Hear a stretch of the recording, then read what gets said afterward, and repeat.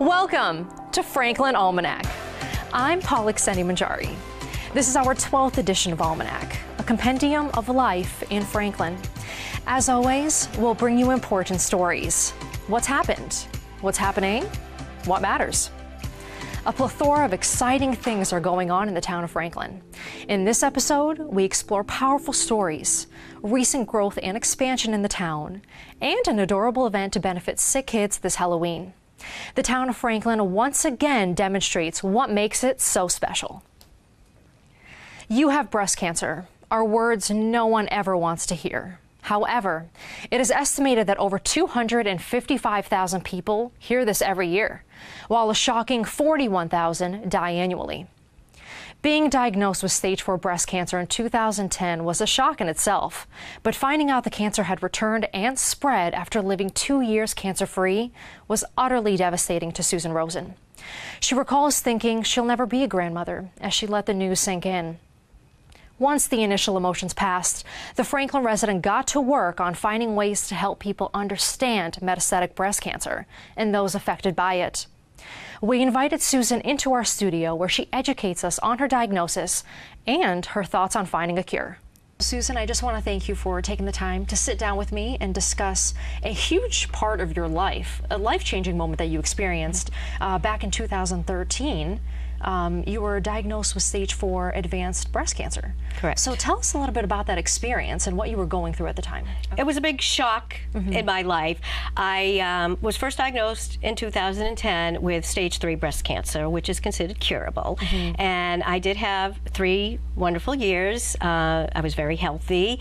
And then I started noticing some changes in my body. I found a lump on my head.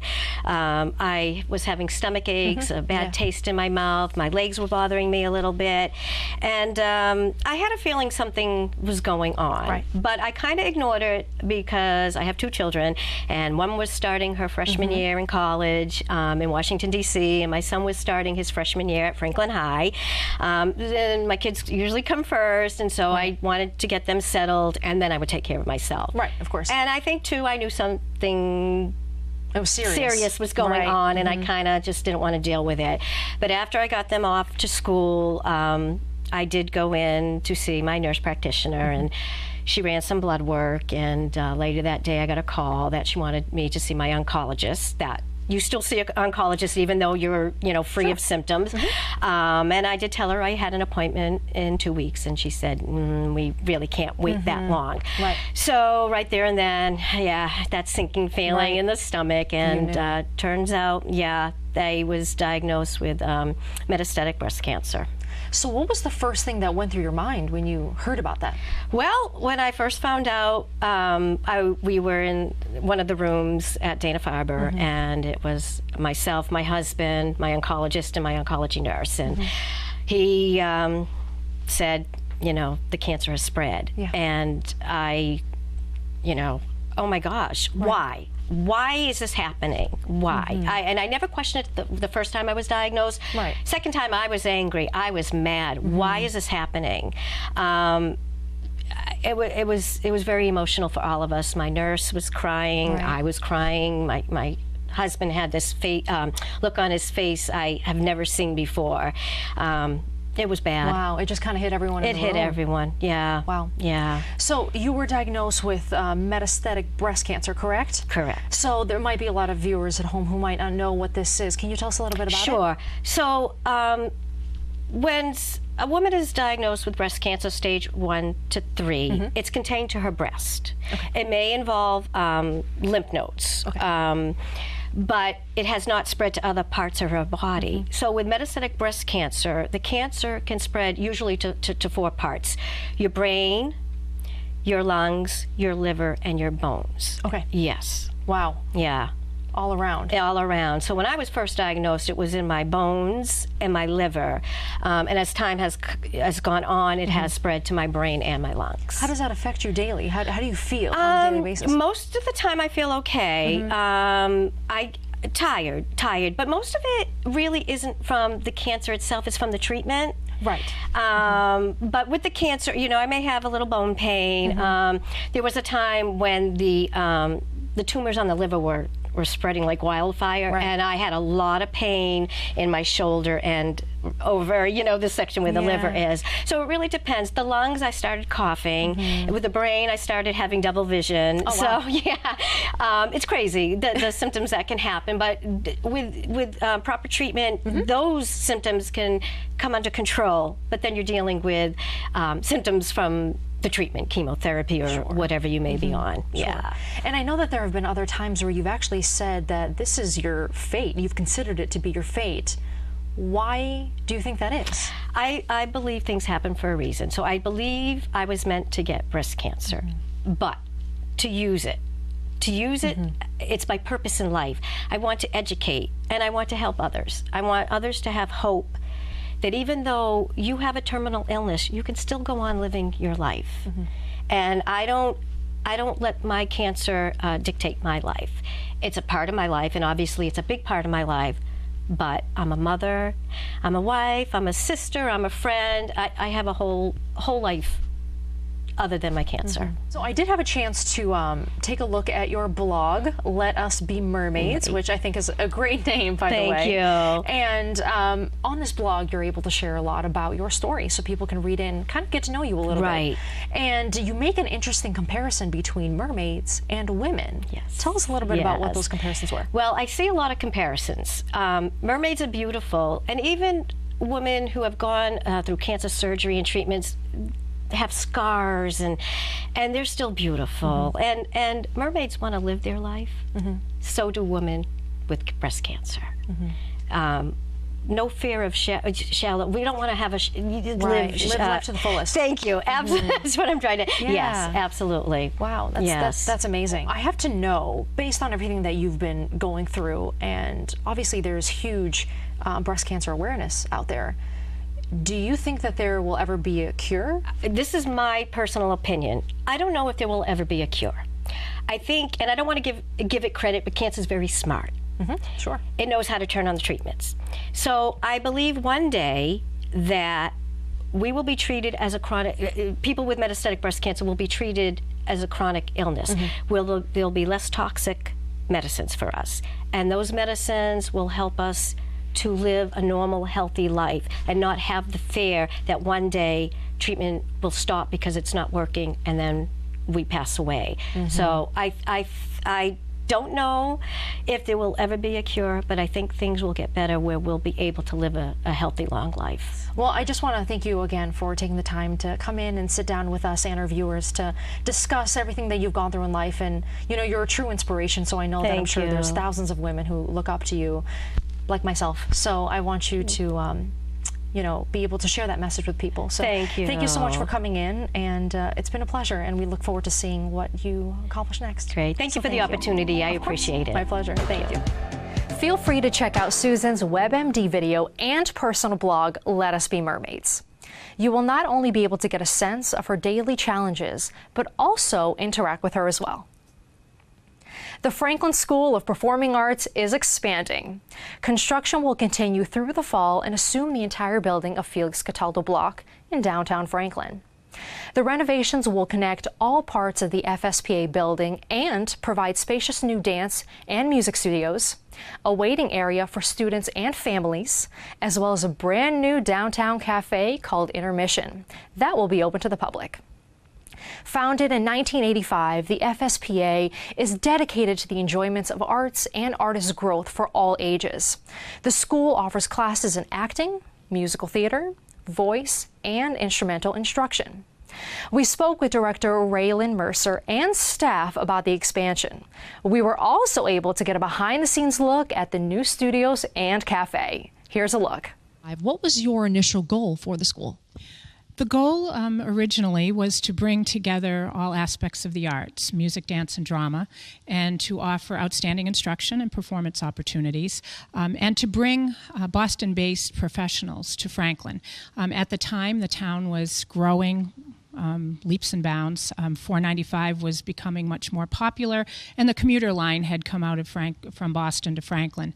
So I knew that the town was on the verge of a really great growth spurt. So it seemed to be a really good idea to bring the professionals in the arts out to the suburbs. A lot of people in Franklin were working in Boston. Made sense for them to be able to stay here for their children's activities rather than bringing them into town. Now, I know the school is under renovations and you're looking to expand throughout the entire Cataldo block. So how will that benefit you and the school? Well, we're going to get a lot of added space, but I think most importantly, we're going to be able to connect all the spaces that we've had already here at the school. We opened in 1985 with just the second floor with 5,000 square feet and 2 dance studios. We've expanded a couple of different times to spaces on the first floor on street level, but they were never connected. I always said we had to use the sidewalk hallway to get from one space to another. So at long last, the hallways will be connected. We're going to gain another music studio that we can teach group voice classes in or instrumental lessons, and a big, beautiful new dance studio. So we will have a total of 5 dance studios to teach in, and we will have an additional waiting room space downstairs. We've taken one of our original dance studios and expanded it, taken out a partition that existed there before. It's no longer needed, so we've gained another 6 or 7 feet in one of the really nice rehearsal and classroom spaces.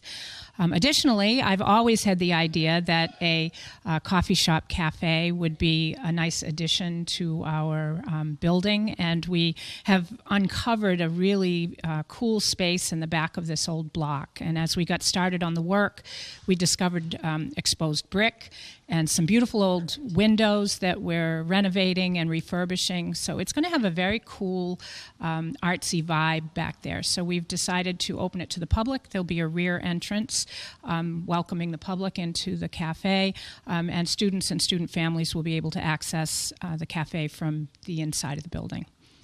Now, I know that the expansion is ongoing, but do you have any estimate for when we can expect it to be complete? Depends on whose schedule we're on, but I think that we're about within 2 weeks of opening all the new studio space, and we're probably another 2 weeks behind that for the opening of Intermission, which is the new cafe. We're a little closer than it appears at the moment, but you know, I have to depend on a lot of other people to get to the finish line with the project. But we're really hoping for a ribbon cutting early in October for Intermission and to celebrate the expansion of the rest of the school space. So what can people expect when they first come into the school? I think the first thing they find is just what a warm and welcoming atmosphere it is. You're immediately hit by the sights and sounds of fantastic performing arts, but you're welcomed into a family. It's like coming home. Now, I know that there is an expansion going on that will continue on through October. So how do you think that the expansion benefits the school as well as the community? Well, we're thrilled, first of all, by the extra space it's going to bring to our school. We've been able to add an additional music studio and an additional dance studio, as well as dressing room areas, expanding our shop, and a very exciting thing is opening the Intermission Cafe. And so our students will be able to have a place to eat lunch and dinner, as well as opening up to the community to be here for morning hours for coffee or meeting a friend for a light lunch. So in your opinion, what do you think brings people to the Performing Arts School? Again, I really think it's a sense of family. They know that they're going to have a community that's not with them just for the times that their students are involved in the performing arts, but we're always here. And so I have my alums who are 30, 35 years old calling up, coming back to the school, still participating in productions or following us on Facebook or Twitter and seeing what we're up to. It's a lifelong connection.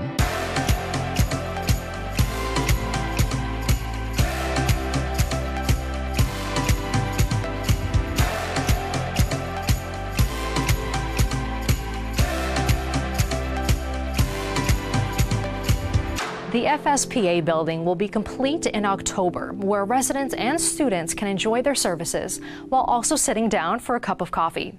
Make sure you take some time to check it out. The Green Communities Division, funded by the Massachusetts Department of Energy and Environmental Affairs, strives to make all 351 cities and towns in the state find clean energy solutions that reduce long-term energy costs and strengthen local economies. In mid-September, the town of Franklin voted to take the necessary steps towards becoming a Massachusetts green community themselves. The town would be awarded $200,000 just to be designated a green community. After that, Franklin would be eligible for annual funding to continue making the town more energy efficient. Now I know what you're thinking. We are so green already. How can we possibly become any greener? Well, we were able to meet up with Deputy Town Administrator Jamie Helen, who answers those questions for us, and how residents can help. Well, thank you so much for taking the time to meet with me today. Absolutely. So we're talking about Franklin becoming more of a green community. Yeah. So I know that Town Council recently voted to take the necessary steps in order to become a Massachusetts green community. So what does that mean for Franklin? That's a great question. So last week, the Town Council did approve a couple of resolutions to move forward with the town's application to become a green community. And really, it is what the town of Franklin actually already is a very green community, which is why we're out here at the solar farm up on Upper Union on the Nuns property. But it's really what the council approved was us to submit the application to be a designated green community as outlined by the Commonwealth. And really what they did is the council endorsed a couple of new policies. One was an energy reduction plan, which is the town side of things, to try to reduce their energy and electricity consumption by about 20% over the next 5 years. The second thing they approved was a vehicle policy as well, which really looks at kind of phasing out some of the older automobiles that don't have very good gas mileage. Right. And bringing some of the new cars that are purchased by the community into the town fleet at being more of like an electric car, or at least hitting certain gas mileage thresholds that are approved by the state and by ultimately really by the EPA. And also the council adopted, there's a second reading they need to do, but the council adopted a bylaw adopting the what's called the Energy Stretch Code, which is really a series of building standards for new buildings or new homes with insulation requirements and window suggestions and other things that really help both commercial buildings and residential properties maximize their energy efficiency.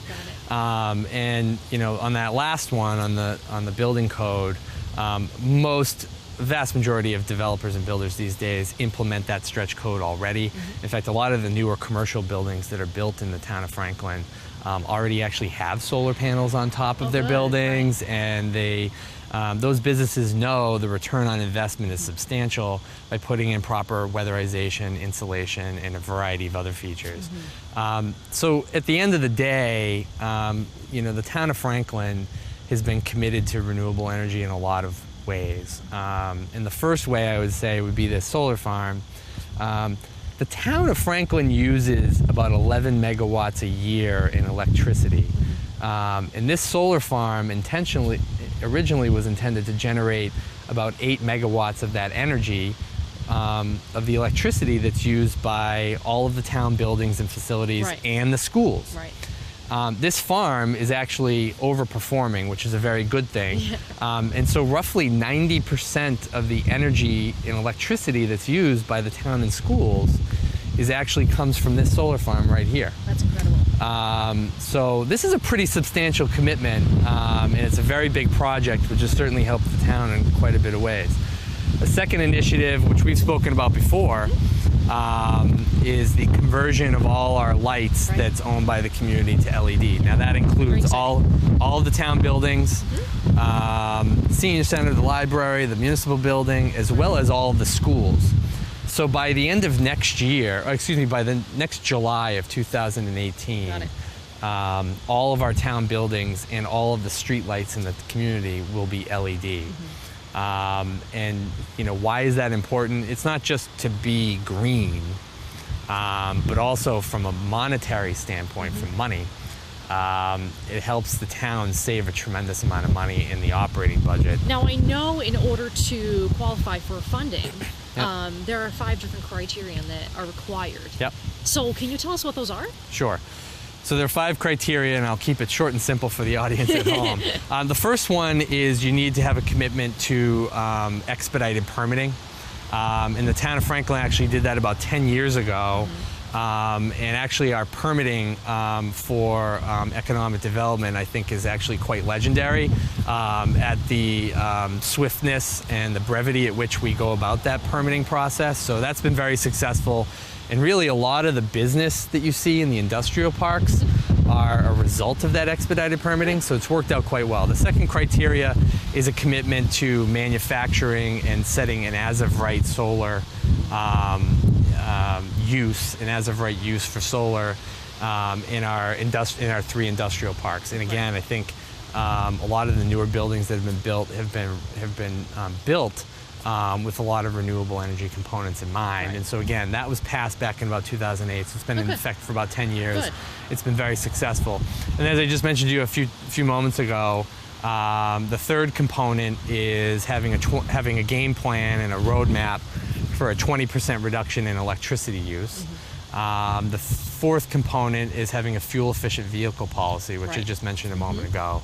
And the fifth element or criteria is what I just mentioned a moment ago, of adopting in your town bylaws what's known as the Stretch Energy Code, which is a set of building code standards set up by the state of best practices with weatherization of your home or business, other certain requirements that really make your facilities or your buildings as energy efficient as possible. So with those 5 criteria, that's what the state's outlined to be designated as a green community.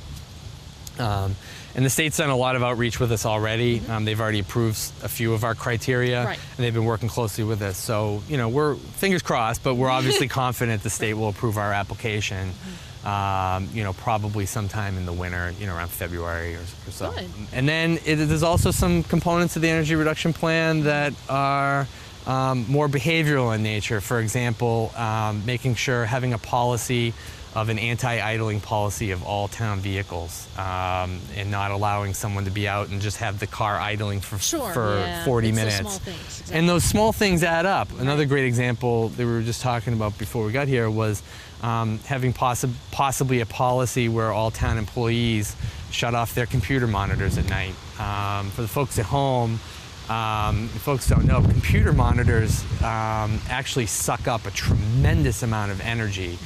You can leave your computer hard drive on all night and it won't really have much of an impact on your electricity, but if you leave your computer monitors on, that generates a tremendous amount of electricity. So the simple things of asking employees to shut off their computer monitors, don't leave them on, it's kind of like, you know, what my mother used to always tell me, shut off the lights. Exactly. You know, You're not using it. You're not using it, shut it off. I mean, those are simple things. Right. Being green isn't just a benefit for the town, but also for you. Taking advantage of the tips Jamie has provided, like turning off your computer when you're not using it, helps us on our way to becoming one of Massachusetts' greenest communities. It's officially fall, so you know what that means. Halloween is right around the corner. While many of you are taking time to buy your favorite treats or the perfect costumes, take some time to also give back. Barry Insurance is holding their 11th annual Halloween costume drive, which will benefit kids at Boston Children's Hospital. They are looking for your help to make this Halloween extra special for those in need. We caught up with Barry Insurance President and Vice President Caitlin and Chris Penneridge to learn more about this drive and what you can donate. So we're here talking about the 11th annual Halloween drive that you are holding here at Barry Insurance. Tell us a little bit about the collaboration that you have with Boston Children's Hospital, which is what this event is benefiting. Sure. So we started 11 years ago, and it was actually a joint effort originally with the 4 Point Sheridan in Norwood.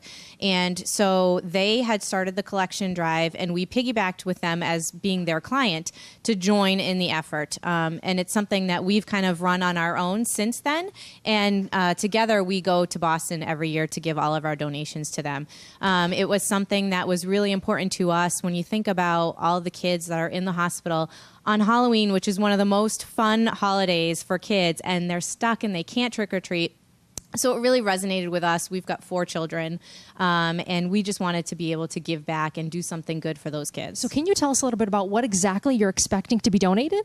Sure. So every year we collect everything from full costumes to accessories, things like wings, tiaras, even Halloween socks, infant onesies, noses, wigs, things like that, because what we want to try to do is make sure that every child has an opportunity to dress up. And some children are, in beds, they can't get out of the bed to do a full trick or treat. So even giving them something as simple as a tiara is really important.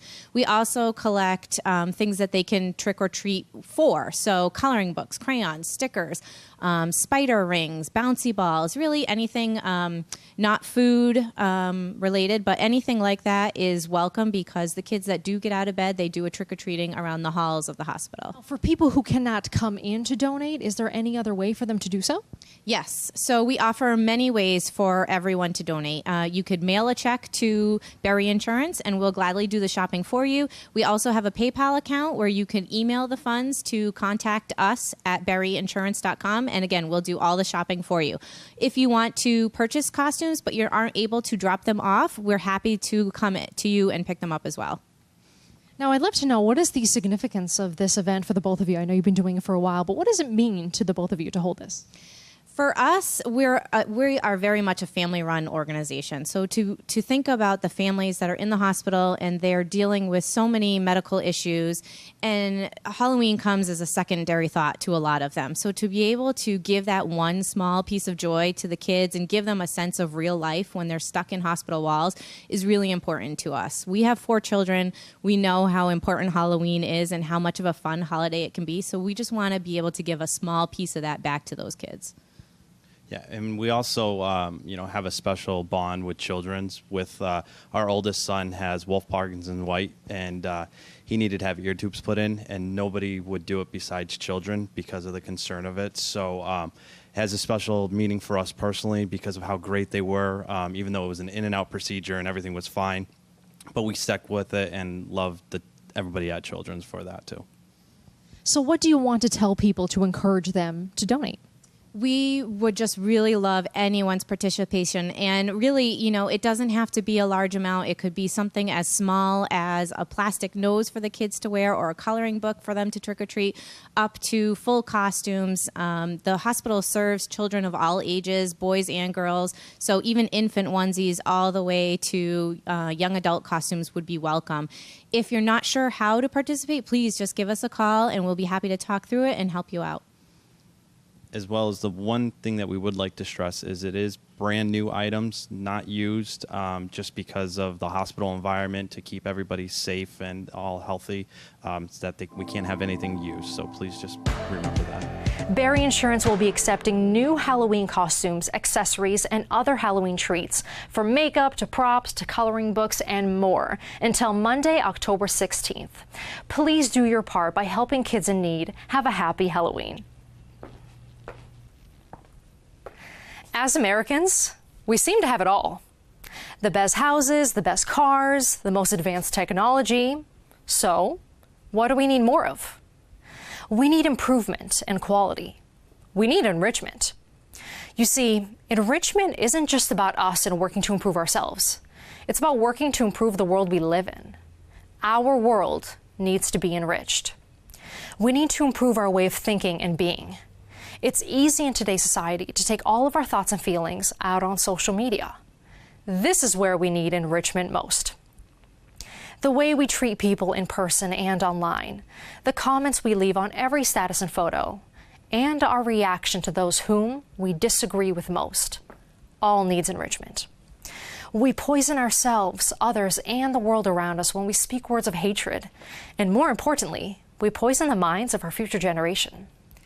If we want an equal, more accepting, enriched world, it has to begin with us. This wraps up our 12th edition of Franklin Almanac. As we continue to bring you more stories, feel free to email us at almanac@franklin.tv and let us know what you'd like to see. We love to hear your story ideas for our next episode. As always, thanks for watching, and we'll see you soon. For Franklin Almanac, I'm Polikseni Manxhari.